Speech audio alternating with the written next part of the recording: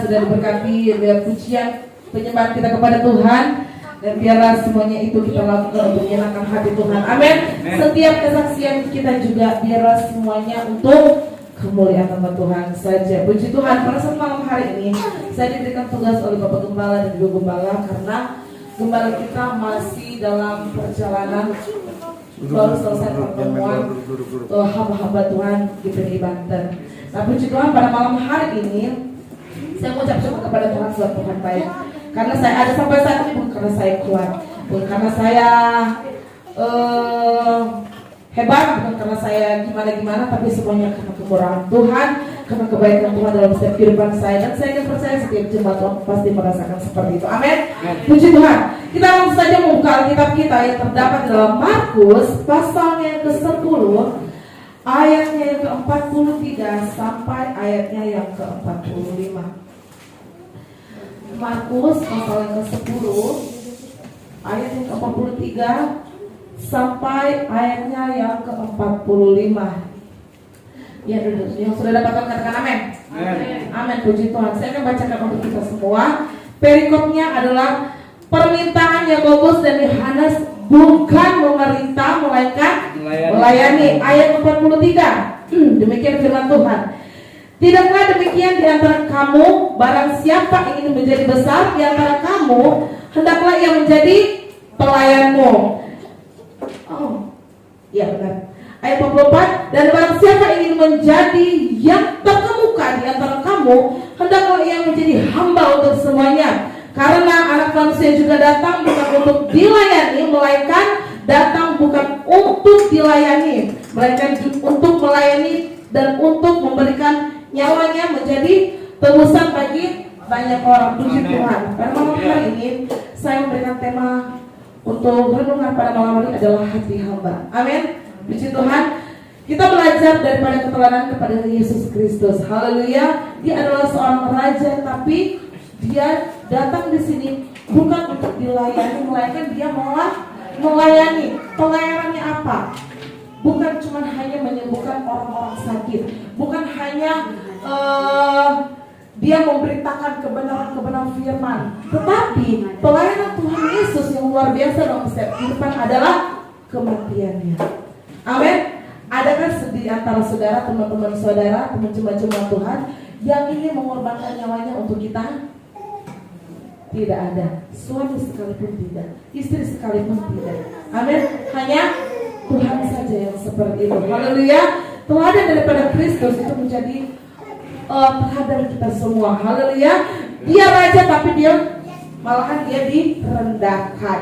Ketika dia mau sebelum dia naik ke Bukit Golgota, diapain dulu dia? Diludahi, ya. Diapain lagi?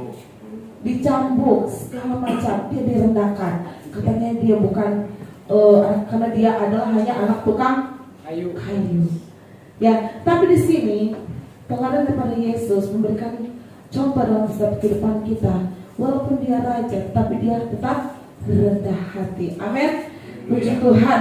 Dan di sini di firman Tuhan pada saat malam hari ini di dalam Markus pasal ke-10 ayat 43 di ayat 43 tadi dikatakan bagaimana tidaklah demikian di antara kamu, barang siapa ingin menjadi besar di antara kamu, hendaklah ia menjadi pelayanmu. Ayat 43 ini mengingatkan setiap kehidupan kita. Ketika kita ingin menjadi seorang besar, kita harus menjadi pelayan dulu. Amin. Ayat 44. Dan barang siapa ingin menjadi yang terkemuka di antara kamu, hendaklah ia menjadi hamba untuk semuanya. Karena anak manusia, ini adalah contoh, anak manusia juga datang bukan untuk dilayani, melainkan untuk melayani dan untuk memberikan nyawanya sebagai tebusan bagi banyak orang. Kita buka lanjut Matius pasal yang ke-20. Matius pasal yang ke-20 ayat yang ke-20.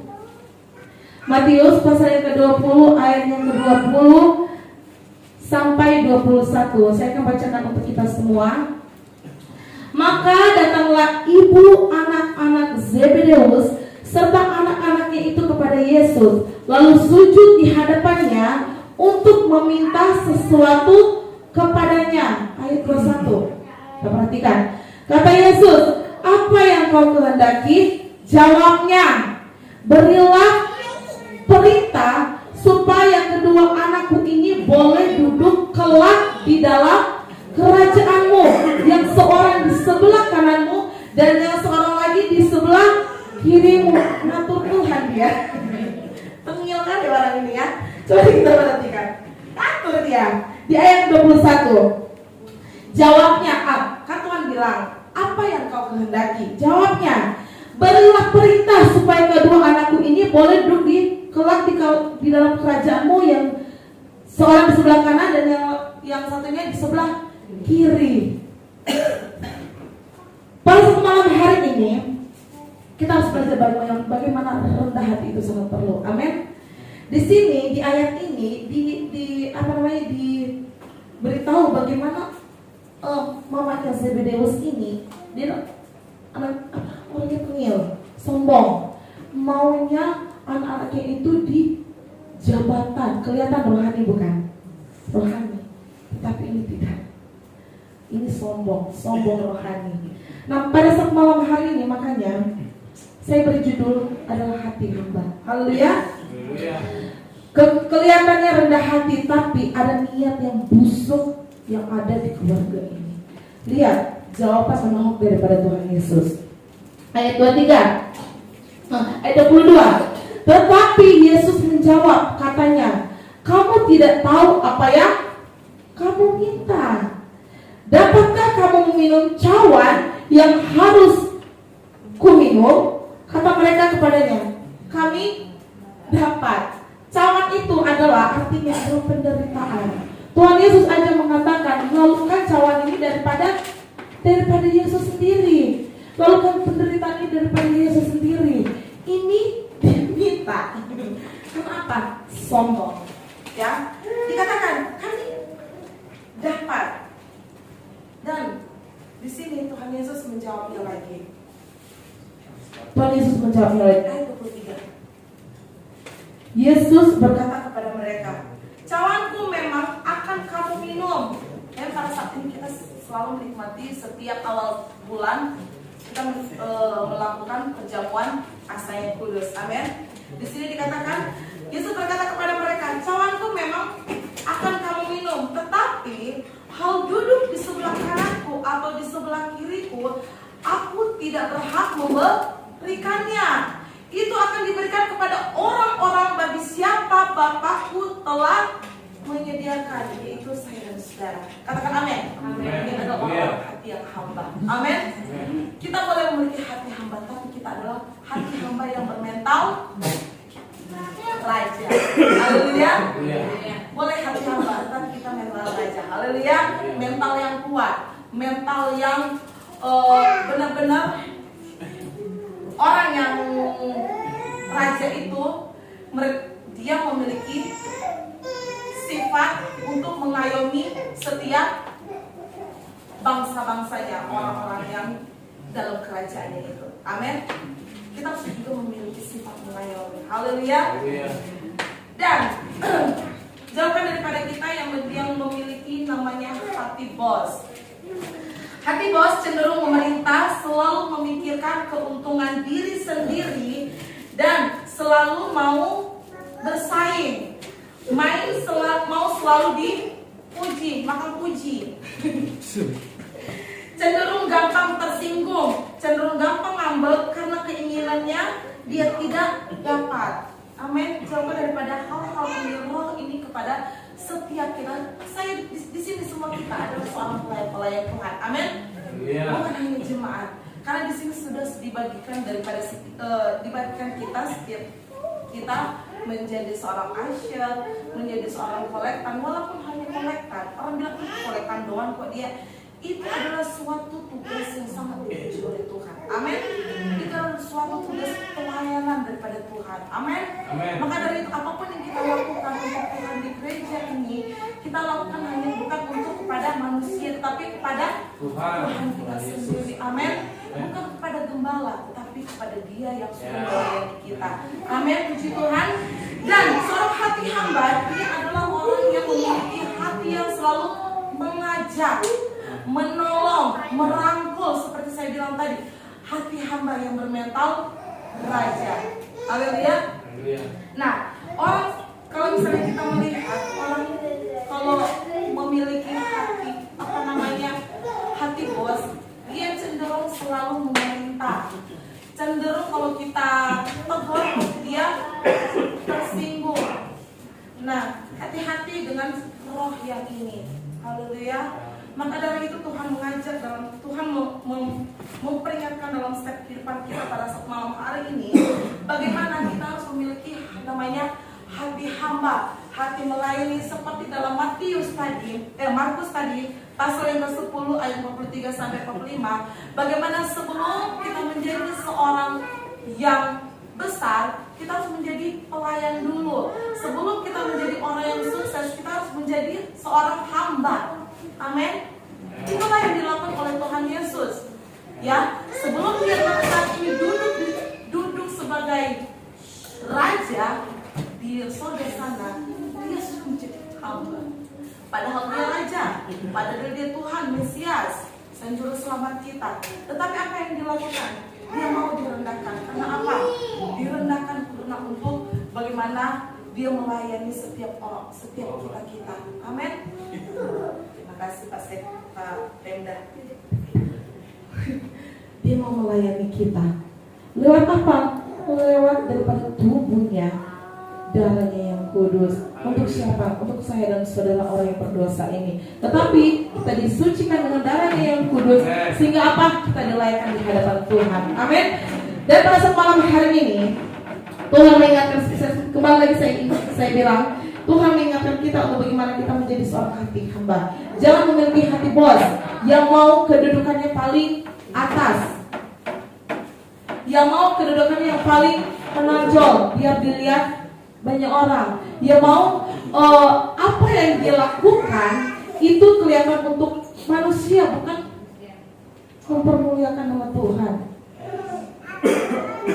Dalam firman Tuhan, orang yang sombong, orang yang congkak, itu Tuhan tidak suka. Itu musuh bagi Tuhan.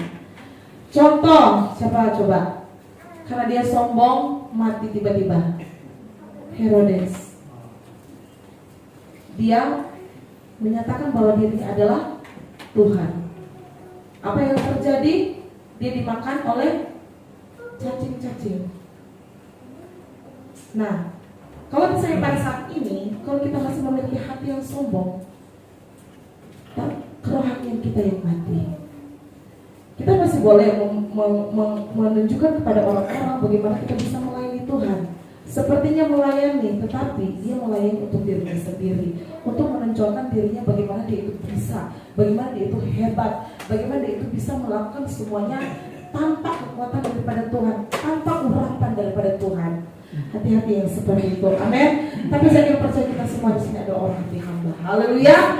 Dan di ayat yang ke-22 ini, di ayat 22 ini diingatkan lagi dalam kehidupan kita bagaimana orang ini jangan kita sampai meminta sesuatu hal kedudukan yang bukan bagian milik kita. Karena setiap gembala yang memberikan sesuatu jabatan itu mereka berdoa dulu, bergumul dulu. Dan seperti yang dilakukan oleh Ibu Zebedeus ini, ketika dia meminta bagaimana anak-anaknya harus duduk di sebelah kanan Tuhan, di sebelah kiri Tuhan. Yang Tuhan katakan apa? Emangnya kamu bisa minum cawan? Dia katakan apa? Iya dong, saya bisa lah.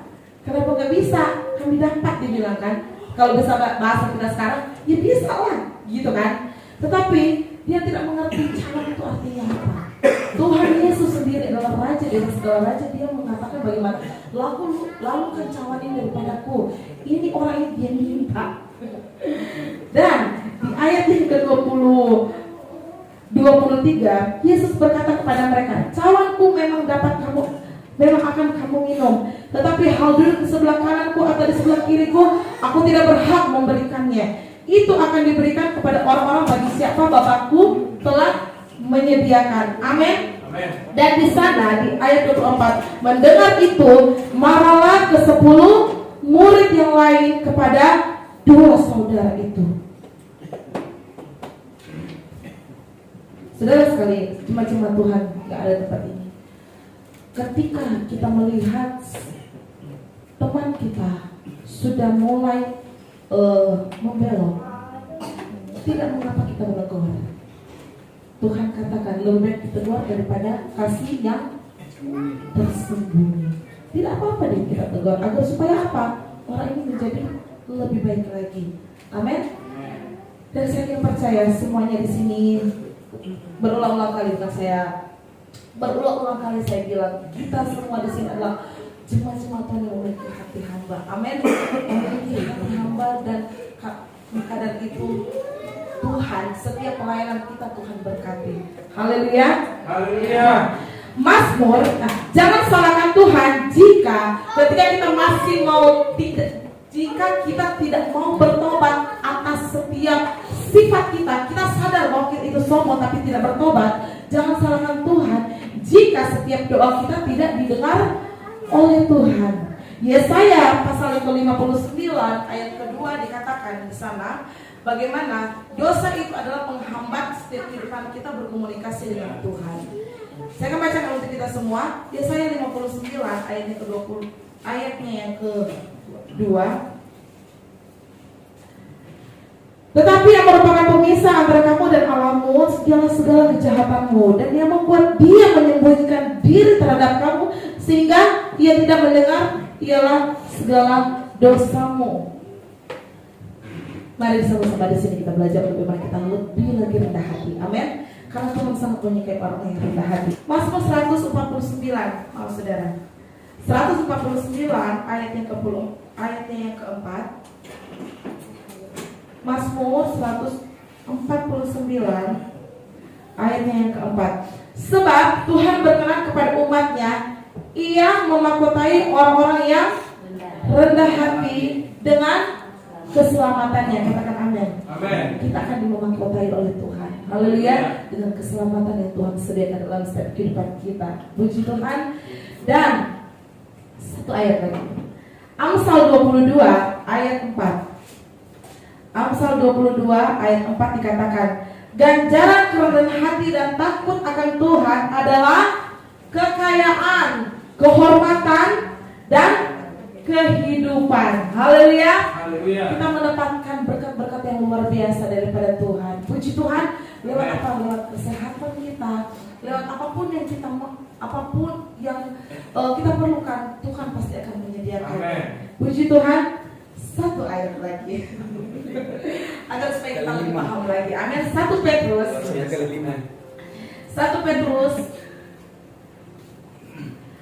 1 Petrus ayat pasal yang kelima, ayat yang kelima. Saya minta saudara Nando untuk bacakan 1 Petrus pasal yang kelima, ayat yang kelima. 1 Petrus pasal 5 ayat yang kelima. Demikian bunyi firman Tuhan. Demikian jugalah kamu, hai orang-orang muda, tunduklah kepada orang-orang yang tua, dan kamu semua rendahkanlah dirimu seorang terhadap yang lain, sebab Allah menentang orang yang congkak, tetapi mengasihani orang yang rendah hati. Terima kasih saudara Nando. Tuhan sayang kepada orang yang rendah. Amin. Milikilah hati hamba seperti dia, haleluya, yang sudah melayani kita. Dan pada saat ini kita sedang merayakan daripada kelahiran Tuhan. Tidak lama lagi pergantian tahun, tidak lama lagi kita merayakan, kita memperingati kematian daripada Yesus yang telah lahir kemarin. Hati hamba seperti Tuhan harus kita lakukan dalam kehidupan kita sehari-hari, apalagi dalam setiap pelayanan kita. Amin. Dan agar supaya setiap apapun pergumulan kita, setiap doa yang kita sampaikan kepada Tuhan, pelayanan kita kepada Tuhan tidaklah menjadi sia-sia. Milikilah hati sebagai hamba yang bermental raja. Puji Tuhan. Tuhan sudah mau memperingati setiap kehidupan kita. Untuk bagaimana orang yang congkak Tuhan sangat tidak suka. Orang yang sombong adalah musuh dari setiap doa-doa kita. Maka dari itu perlulah kita untuk setiap jemaat-jemaat Tuhan, lebih lagi kita untuk merendahkan diri kepada Tuhan, lebih lagi untuk kita memiliki hati sebagai hamba, lebih lagi kita terus memiliki hati yang rendah hati kepada Tuhan. Karena seperti firman Tuhan dalam 1 Petrus pasal yang kelima ayat 5 katakan tadi, bagaimana Tuhan mengasihani orang yang rendah hati. Kita angkat pujian yang mengatakan,